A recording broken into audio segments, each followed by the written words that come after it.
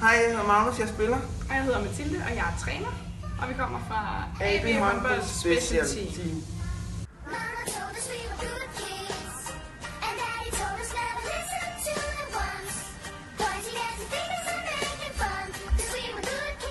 Når man spiller håndbold sammen med os, så gælder det om at hygge sig, at have det rigtig sjovt, og så gælder det om at lære at spille håndbold. We only ever really visit friends. Det er håndbold for alle. Om du er god eller dårlig, om du er dreng eller pige, så er du alligevel velkommen her i AB Håndbold. New shoes once a year and then. Vi er sponsoreret til FC-sporten. Vi får en trøje, når man kommer for en dag, og en drikkedunk. Så bare kom. Our kind of people had a bed for the night, and it was okay. Mama told us we were good kids, and Daddy told us never listen to the one. Du bliver syg griner, I skal bare glæde jer.